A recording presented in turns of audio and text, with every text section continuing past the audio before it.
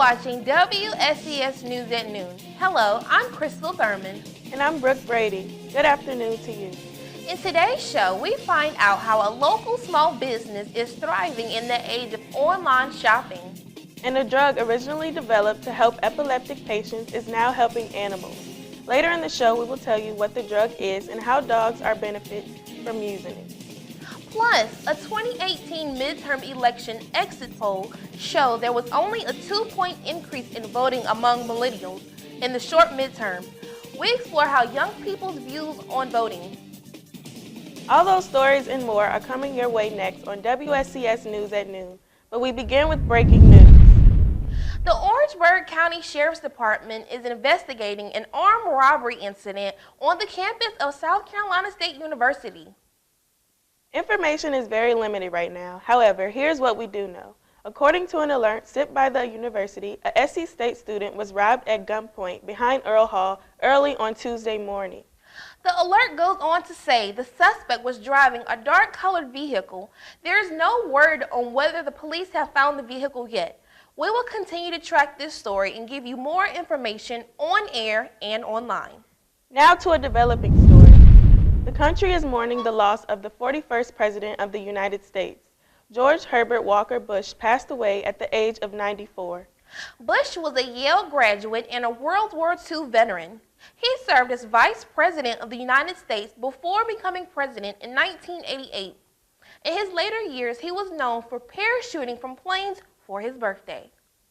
The current president has ordered the flags to fly at half-staff. Several memorials are planned for the former president, including a service at the Washington National Cathedral. He will be laid to rest on the grounds of the George H.W. Bush Presidential Library and Museum in College Station, Texas. This is the same place his wife Barbara was buried at earlier this year. A mall shooting and several shoplifting incidents are only a few of the crimes that have occurred in Orangeburg County recently. With the holidays right around the corner, I talked one-on-one with Lieutenant Colonel Edward Connor. He is the Deputy Director of the Orangeburg Public Safety. He discussed the shooting at the Prince of Orange Mall and safety tips for staying safe during the holiday season. We received a 911 call in regards to shots fired. Upon arrival, the suspects of the shooting incident had already left the scene. Connor is referring to the Thanksgiving holiday shooting at the Prince of Orange Mall. He says the department is still looking for tips on this case. We are still in the process of investigating that incident. We had one individual that was wounded. He went to the hospital. We are actively looking at some people of interest. The department posted details of this shooting on Facebook. By bringing the case to a larger audience, Connor is hopeful that the arrest will come soon. The information was streamed in social media, which enabled us to have a better response. People also gave tips on social media. So it is still an active investigation, but we are very close to making some arrests. With the holiday season being in full swing, I asked Connor, how can residents stay safe and not become a victim of crime? The biggest thing that we've got going right now is called hide, lock, and tape. Because of that rash of being autos and breaking into cars, we want you to hide your valuables if they're, if you go out, it's this time of year you're going out shopping. We want you to hide the valuables. We want you to lock your cars. And if possible, we want you to take your valuables out of your car and put them in your trunk or put them in your house. We found that a lot of individuals, they're just out of habit, will leave pocketbooks, computers, cameras, this time of year, Christmas gifts. And all of that creates this air of opportunity for the bad guy, and he is just gonna, and then especially if you don't lock your car, he's gonna take advantage of that. If you do become a victim of crime, you're urged to call 911. I just want everybody to have a safe and prosperous holiday. If you have crime tips in the Orangeburg area and you are not in immediate danger, you can call the non-emergency line at 803-534-2812. Many college students would say final exams and stress goes hand in hand. But as WSCS News reporter Derek Webster reports, there are ways to avoid the stress and do well on the final exams. With fall semester coming to a close, we consider final exams as being a finishing mark of a long semester race. Students right now are cramming and studying hard and attending passing classes. For a better perception, I interviewed Brian Dew for his take on final exams. Final exams, they're really important. Our students prepare, studying, a lot of studying. Whatnot, some professors give you like a study guide or something, so whatever questions on the study guide, I'll match that to whatever I have in my notes, and then just study that over and over to make sure I get everything jotted down. I also interviewed SC State's Student Success and Retention Director, Frederick Golden, for his standpoint on final exams. Well, I think one of the things is that students, as we go throughout the year, prepare for the final exams. We have several opportunities. They can come and get tutoring here prior to. We have smart thinking, which they can go on to Blackboard and utilize it within their classrooms in order to prepare for taking final exams, because it's not just throughout the year. It's also helping them prepare for final exams. I think students are excited. I think everybody's sort of anxious. So I would tell them, as I do in some of our classes, that basically what they need to do is just make sure that they get enough rest, make sure that they prepare, don't cram, but prepare. Read prior to, go back over your notes, and just sort of ask some of the questions they think might be on the exam.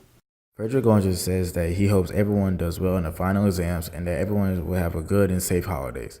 Thanks for that report, Derek. Speaking of stress relievers, SC State's Executive Leadership Council is sponsoring a week-long event called Final Frenzy in the Bulldog Lounge. The study hall is open to assist students with preparing for finals. WSC News reporter Alexis Roberts takes us there. Hello everybody, this is Alexis Roberts, Bulldog Lounge, and as we all know, it is finals week. Students, be prepared for finals week, and as we all know, this is the most stressful time of the year. However, the DAWS organization is here to help students study and be more prepared for their final exams. The DAW organization is hosting their very own study session in the Bulldog Lounge this week only for South Carolina State University students. Dedicated, outstanding ladies living strong is DAWS. That's the meaning of DAWS. We are a mentoring and tutoring organization comprised of females from freshmen to seniors. And what we're doing tonight is what we call our Bulldog Study Hall Finals Frenzy. So we're just providing a space where people can come, students can come in and study, have some snacks, some hot chocolate, some coffee, just a little safe environment, and also they may be able to help someone else that's in here.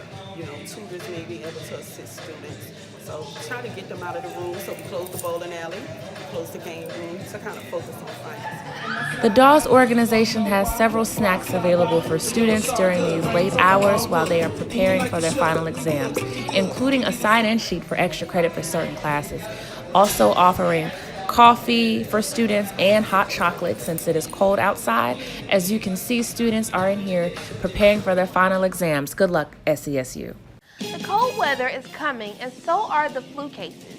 Up next on WSCS News at Noon, we are giving you tips on how to avoid becoming the next flu case. And does the flu vaccine work? This is a question that's being debated every flu season.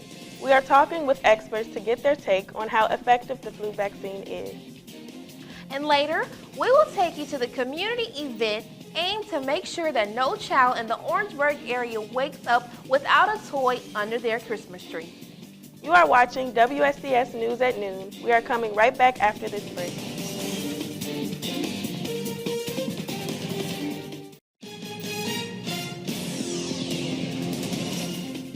Fever, coughing, sore throat, fatigue, and even muscle aches are some symptoms of the flu. That doesn't sound good at all. Joining us right here, right now, is WSCS News reporter Jamaisha Kreider. She has some tips to help you to keep you from getting sick. Jamaisha, what can we do? We're not trying to get sick with the flu. According to the Center of Disease Control, there has been an increase in influenza and flu cases in the Orangeburg area of South Carolina. To keep you from getting sick, we ask people, including a healthcare professional, about flu prevention tips. Franklin Presley is doing fine now, but earlier this year he had a case of the flu.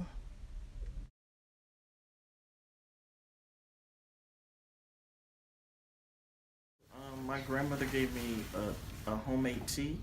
It had honey, um, lemon, and something else in it, but I'm not sure what it was. But it tastes like alcohol.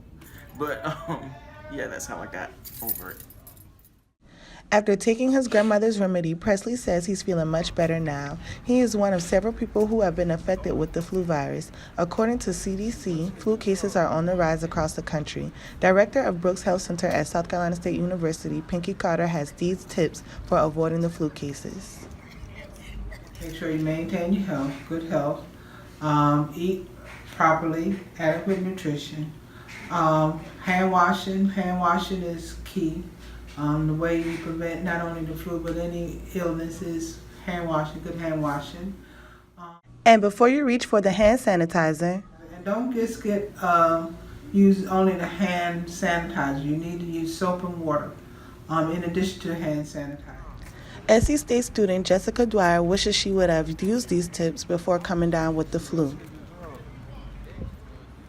I had the flu once, and it was a traumatic experience. Honestly, it was just like awful. I was honestly terribly sick, and the only way I got through it was sleep.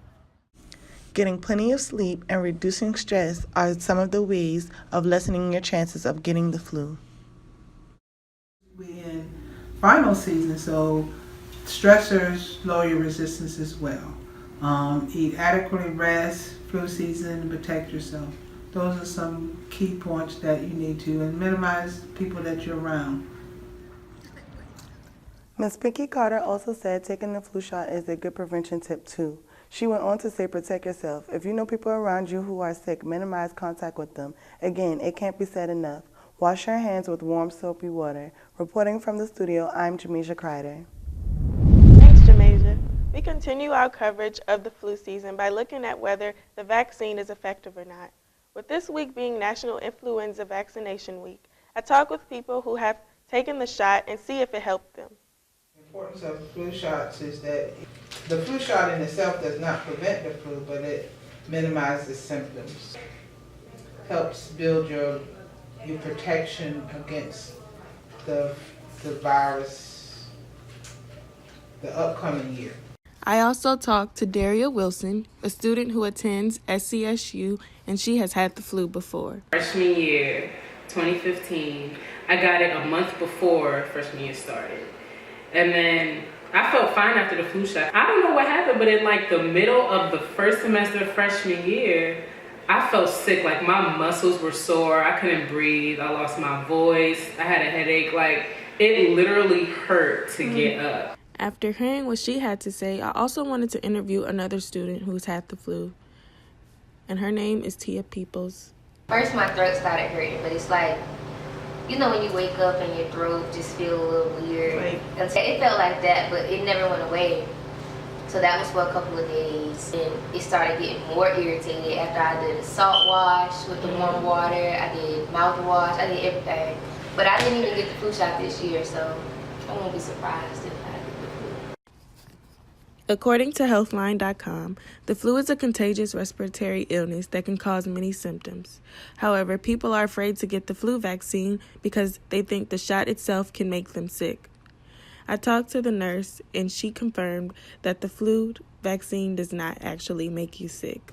Anywhere from 2 weeks to 2 months for your body to build up any active immunities, because that's what the flu vaccine does. It doesn't give you the flu, the dead virus, and your body actually builds up your protection against it. So when you get the flu shot, you're not going to get the flu at that time. Now, if you get symptoms of it, you've already been pre-exposed to it before you get it.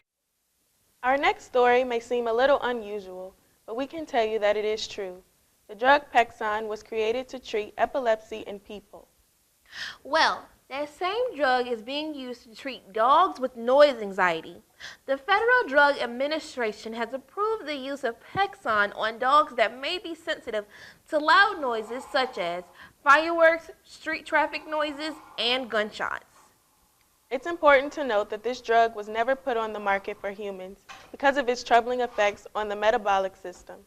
Studies have shown that Pexide can help dogs stay calm during fireworks shows. So, Brooke, tell me, how comfortable are you knowing that an animal will be on a drug, an animal that is supposed to serve and protect the people?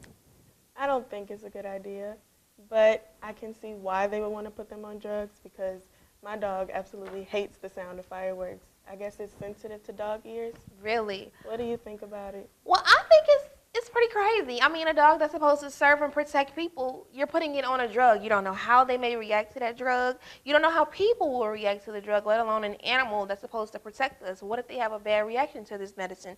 You know, you just don't know. So you really have to, it's a way situation, you know? Right. But after this break, Robbie Stevenson has your sports report. He's talking Rookie of the Year and who's in the running for the national championship. Shop local is a slogan used to get locals to patronize small businesses in addition to online shopping and big box stores. We are right in the middle of the holiday season. Later in the show, we check in with the shoe guys and find out what makes their business stick out from other competitors. We're coming right back.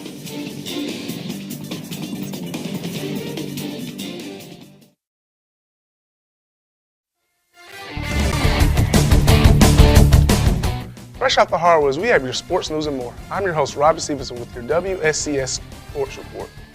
As the NBA and NCAA basketball seasons are heating up, so are the debates. From which rookie is making the biggest impact on their team to could the Golden State Warriors finally get dethroned this year after their shaky start to the season? Rookie of the Year is a debate that runs throughout sports, no matter what sport or level of play. This year's debate starts early with a number of frontrunners for the Rookie of the Year award. Last year's EuroLeague MVP, Luka Doncic, is currently leading the pack. With the Dallas Mavericks, he's averaging 18.4 points while shooting 44% from field. He's also averaging 6.5 rebounds, 4.2 assists, and 1.1 steal in 33 minutes of play. His play for the Mavs has been dynamic this season. Right behind Luka Doncic is the number 1 overall pick, the big man from the Phoenix Suns, DeAndre Ayton. Posting up a double-double throughout his first 22 games in the NBA, Ayton is averaging 16.5 points, 10.2 rebounds, while dishing out 2.5 dimes per contest in 32 minutes a night. He's been a real force on the inside for the Suns. Lastly is the marksman from Atlanta, Trae Young. Although his shooting has been inconsistent in the beginning of the year, his passing has been remarkable. The Oklahoma product has been averaging 15.6 points while shooting a shaky 37.8% from the field and a lousy 24.8% from three. The upside is his passing game. Young is dishing 7.6 assists per game and averaging 3 rebounds a night. He's leading all rookies in assists per game. Young has brought some excitement back in the State Farm Arena for Atlanta, even though his shooting hasn't been the best. In other sports news, adversity is hitting the Golden State Warriors early this year. The reigning champs are starting off the season inconsistent. Sitting at 15-8, fourth place Golden State is 2 games behind first place. This is unusual for the Warriors. With Stephen Curry being out and Draymond and Kevin Durant's drama behind them, they haven't had much success in their last 10 games, losing 6 out of the 10.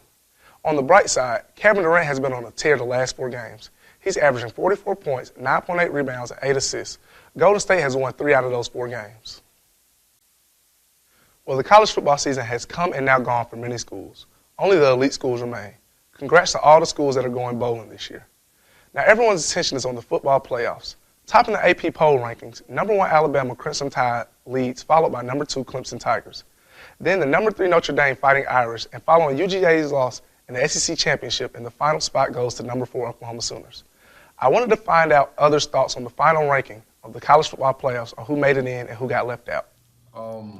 I don't really like the rankings because Georgia should definitely be number 4 at least.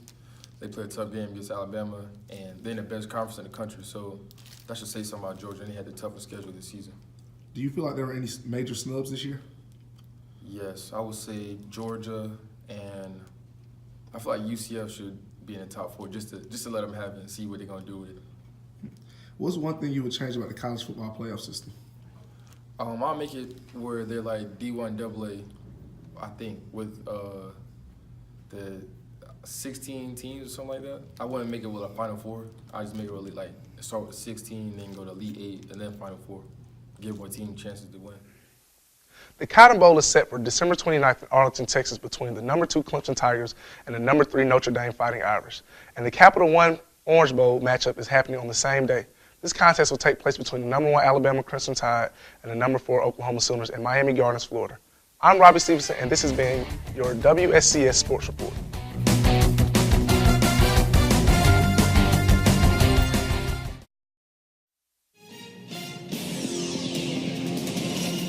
Been more emphasis put on getting millennial voters to the ballot boxes, a recent poll shows young people are not highly engaged in the political process.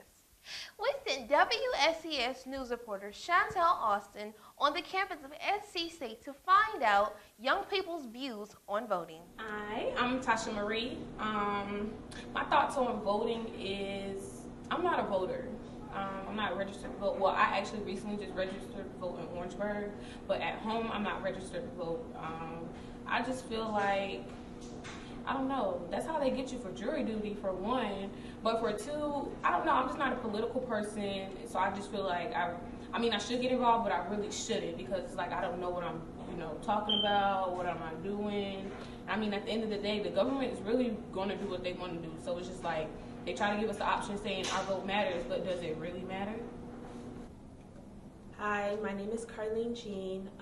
The reason why millennials don't vote is because they don't see enough of their parents voting. So that's why they don't go to the polls. I know some of my friends, their parents don't vote, so they just never got around to it. I know my family, they vote, so they made sure that I had to go and get my vote done too. I vote because I think it makes a difference, especially for our midterm elections. And I vote in New York, by the way, so I had my absentee vote, and that matters too, so I was able, my vote was able to count for this election. My name's Savion Wilson, and the question that was asked to me is, why do I believe that millennials do not vote?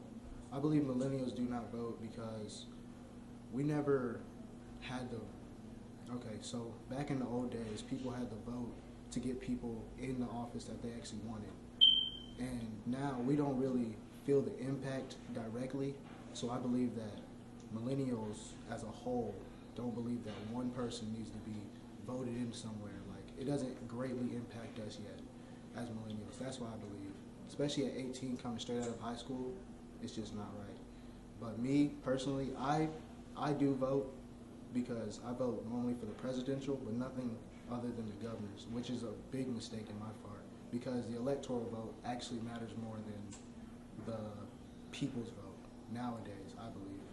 And that's why I believe millennials do not vote, and that's why I vote. My name is Spike Neely, and voting has really kind of changed over the year, but it's kind of swinging back around the way it did in the earlier days, simply because a lot of people in the younger generation have kind of got a little out of touch with what's going on around them. But it's kind of swinging back around. Back in the earlier days, around my time, people were more in tune, hands-on, more so than now. Now it's pretty much social media. What you read on social media is pretty much what you believe. They don't too much go off what you see anymore. So people don't get out and look around the neighborhood and observe different things that's happening around the neighborhood. It's just basically touch a button. If it's on the button, after you touch it, that's pretty much what they believe. But back in my time, we had to live it, walk it, see it, and that's when we believed it, because we were living through it. So we pretty much had a different view on different things. But it's coming back around. It's coming back around because people have to are starting to really want to see things themselves more so than the push of a button. The National Retail Federation estimates that 156 million Americans shop during the Thanksgiving holiday weekend. Some of those people looking for holiday gifts went small, as in Small Business Saturday. We sent WSCS news reporter Tion Bicody out to talk to the small business owners and see how he is competing with the big box stores and internet shopping. How you doing? I'm Tion Bicody. I'm standing in front of the Shoe Guys. This is a small business in Orangeburg, South Carolina that sells some of the most rare and coveted sneakers, 100% authentic. I got a chance to interview Brian Felder, a sales associate, about the Shoe Guys brand and how they stay relevant in the age of online shopping. The Shoe God is basically like a buy, sell, trade sneaker shop. We also offer consignment, meaning you can sell your shoes at your price and we just take a percentage. Felder says there's a special formula for keeping his business relevant. So Shoe God separates themselves from other competitors because we're more community based. They're more on making money, we're more on making the community better. I mean, we also, of course it's a business, but we're more on community. Like, we give back much more than anything else. Zachary Thomas, the Innovation and Entrepreneurship Hub Director at SC State, adds that research shows customers will keep coming back as long as the experience is special. Good customer service drives your business upward, and it maintains your business in terms of who your market is.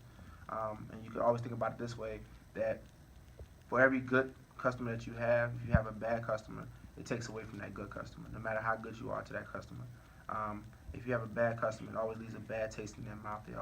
They'll be willing to spread a bad word about your business. A bad report is not what the Shoe Gods want, especially since they are expecting to expand their brand. We're trying to move state to state. Right. And what's the overall goal for Shoe Gods? Move state to state. The National Retail Federation reports that most consumers are multi-channel shoppers, meaning they shop in-line and in-store.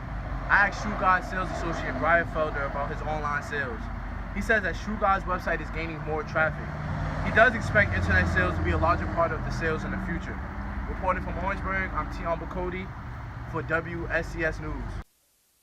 As Tion mentioned, the Shoe Gods have a website. The site is theshoegodsonline.com. If you haven't got all of your holiday shopping completed, you have less than 3 weeks to finish. SC State campus leaders are making sure children in the Orangeburg area have toys and other goodies for Christmas. They are participating in the Adopt a Child program. WSCS News reporter Destiny Brown has more in this report. The Bulldog community at SC State is Santa's helpers. Each year, students, faculty, and staff members give to help young kids through the Adopt a Child event. Hello, my name is DeAndre Hurley from Abbeville, South Carolina, and I serve as the SGA president. How you doing? My name is Marquise Moore from Sutton, South Carolina. I am the CAB committee chair. So with Adopt a Child, we're more excited to participate in Adopt a Child because it's a chance to give back to the community outreach, and let the youth know that they're important and special. This is like for me, this is my third year doing Adopt a Child, and it's always been a great event. So it's something I love doing for the community, and we're doing Adopt a Classroom this year, so it's going to be even better. And it's a great event. We love to see the look on the kids' faces, the need to give back, and we love doing it here at the university. Instead of the traditional Adopt a Child program, the Department of Student Life and Leadership adopted Brookdale Elementary for the annual community service event. Office of Student Activities and Greek Life. Hello, everyone. My name Coordinator is Franklin Presley is excited to be a part of the program. South Carolina State University. And here at South Carolina State, it's every Bulldog's responsibility to give back. We give back by participating in the Adopt a Child program, where we make sure every child has a great Christmas, no matter what their socioeconomic background. Jessica Outlaw is another student leader that's thrilled about the opportunity to help others in need. Hey, my name is Jessica Outlaw, and I'm the freshman class secretary here at South Carolina State University. Now, I'm so excited for Adopt a Child. I've been waiting to give because once Thanksgiving is over, it's the giving season. And I've been mostly giving my time throughout the year, but this is the time of year I'm able to give out some money for people to have things that they may not have. And I'm just glad I'm just buying all these book bags, I'm buying school supplies. Well, that's all the time we have now. Thanks for joining us. More news is online. I'm Crystal Thurman. And I'm Brooke Brady. Enjoy the rest of your day.